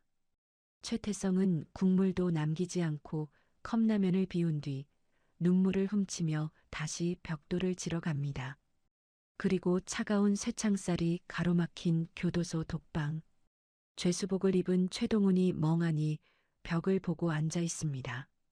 특정경제범죄 가중처벌법 위반으로 징역 5년을 선고받은 그는 이제 회장님 소리를 듣던 과거의 영광을 잃고 초라한 노인이 되었습니다. 면회도 오지 않는 가족들을 원망하며 그는 차가운 마룻바닥에 누워 잠을 청합니다. 꿈에서라도 화려했던 시절로 돌아가고 싶지만 눈을 뜨면 기다리는 것은 좁은 감옥뿐입니다. 같은 시각 서울의 한 최고급 호텔 그랜드 볼룸. 수백 명이 정재계 인사들과 취재진이 모인 가운데 하은 재단의 출범식이 열리고 있습니다. 화려한 조명을 받으며 단상에 오른 하은은 더 이상 누군가의 며느리도 아내도 아닙니다. 그녀는 당당한 커리어 우먼이자 따뜻한 리더의 모습입니다. 하은이 마이크 앞에 서자 장내가 조용해집니다. 하은이 차분하고 힘있는 목소리로 연설을 시작합니다. 안녕하십니까? 하은 재단 이사장 오하은입니다. 저는 긴 터널을 지나오며 깨달았습니다. 혼자서는 일어설 수 없어도 누군가 손을 잡아준다면 다시 날아오를 수 있다는 것을요. 그녀의 시선이 객석 맨 앞줄에 앉은 명희에게 머뭅니다. 저에게 가장 든든한 날개가 되어주신 어머니 윤명희 회장님께 이 자리를 빌려 깊은 존경과 사랑을 전합니다. 우레와 같은 박수가 쏟아지고 명희는 눈시울을 붉히며 손수건으로 눈가를 찍어냅니다. 딸이 저렇게 멋지게 성장하다니 그동안의 고생이 눈 녹듯 사라지는 순간입니다. 행사가 모두 끝나고 사람들이 빠져나간 텅 빈 행사장. 강도진 변호사가 커다란 꽃다발을 등 뒤에 숨기고 하은에게 다가옵니다. 이사장님, 오늘 연설 정말 멋졌습니다. 팬 될 뻔했어요. 하은이 쑥스러운 듯 웃으며 머리카락을 귀 뒤로 넘깁니다. 놀리지 마세요. 저 다리가 얼마나 후들거렸는데요. 변호사님 덕분에 무사히 마쳤어요. 도진이 숨겨둔 꽃다발을 내밀며 진지한 표정으로 말합니다. 하은 씨, 저 이제 변호사님 말고 그냥 도진 씨라고 불러주면 안 됩니까? 하은이 꽃다발을 받아들고 눈을 동그랗게 뜹니다. 도진이 헛기침을 하며 말을 잇습니다. 지난 6개월 동안 하은 씨 곁에서 지켜보면서 변호사로서가 아니라 한 남자로서 하은 씨를 응원하고 싶어졌습니다. 저 하은 씨 옆에 계속 있어도 되겠습니까? 그것은 정중하지만 확실한 고백이었습니다. 하은의 얼굴이 분홍빛으로 물듭니다. 과거의 상처 때문에 사랑을 두려워했던 그녀지만 도진의 따뜻한 눈빛 속에서 새로운 용기를 발견합니다. 하은이 꽃향기를 맡으며 수줍게 고개를 끄덕입니다. 네, 도진 씨. 앞으로도 잘 부탁드려요. 두 사람 사이에 몽글몽글한 핑크빛 기류가 흐르고 멀리서 이를 지켜보던 명희가 흐뭇한 미소를 지으며 조용히 자리를 비켜줍니다. 며칠 뒤 맑게 갠 주말 오후 인천공항으로 가는 고속도로 위를 빨간색 오픈카가 시원하게 달리고 있습니다. 운전대는 선글라스를 쓴 명희가 잡고 있고 조수석에는 하은이 앉아 바람을 만끽하고 있네요. 두 모녀는 모든 짐을 내려놓고 난생 처음 둘만의 해외여행을 떠나는 길입니다. 라디오에서 경쾌한 음악이 흘러나오다가 잠시 뉴스가 나옵니다. 다음 소식입니다. 전 대성 정밀 최동훈 사장이 옥중에서 지병 악화로 병원에 이송되었다는 소식입니다. 일각에서는 죗값을 치르는 하은이 무심하게 라디오 버튼을 눌러 꺼버립니다. 툭! 뉴스가 끊기고 다시 파도 소리 같은 바람 소리만 차 안을 채웁니다. 하은이 명희를 보며 씩 웃습니다. 엄마, 노래가 별로다. 우리 신나는 거 듣자. 명희도 호탕하게 웃으며 볼륨을 높입니다. 그래, 지나간 뉴스는 들어서 뭐하니. 우리 앞에는 이렇게 넓은 세상이 있는데. 차가 해안도로에 접어들자 탁 트인 푸른 바다가 눈부시게 펼쳐집니다. 반짝이는 윤슬이 마치 두 사람의 앞날을 축복하는 것만 같습니다. 하은이 자리에서 일어나 두 팔을 활짝 벌리고 소리칩니다. 아, 시원하다. 엄마, 나 진짜 행복해. 명희가 한 손으로 딸의 손을 꽉 잡으며 대답합니다. 나도 행복하다. 우리 딸, 이제 꽃길만 걷자. 오픈카는 끝없이 펼쳐진 수평선을 향해 질주합니다. 지옥 같았던 시집살이와 복수의 시간을 지나 비로소 찾은 완벽한 자유. 두 모녀의 환한 웃음소리가 파도 소리와 섞여 청량하게 울려 퍼집니다. 오늘 준비한 가슴 뻥 뚫리는 사이다 복수극 재미있게 들으셨나요? 딸을 위해 발톱을 숨기고 살았던 엄마의 위대한 사랑과 자신을 올가매던 사슬을 끊고 당당하게 비상한 하은이의 모습이 벅찬 감동을 줍니다. 남의 눈에 피눈물 흘리게 한 악인들이 비참한 최후를 맞는 걸 보니 10년 묵은 체증이 내려가는 것 같네요. 결국 최고의 복수는 나를 아프게 한 사람들보다 더 보란 듯이 행복하게 잘 사는 것 아닐까요? 여러분의 삶도 하은이처럼 언제나 눈부시게 빛나기를 항상 응원하겠습니다. 이야기를 끝까지 들어주신 분이 계시다면 잘 들었다고 댓글 하나만 남겨주세요. 지금까지 똑순이 사랑방이었습니다. 감사합니다.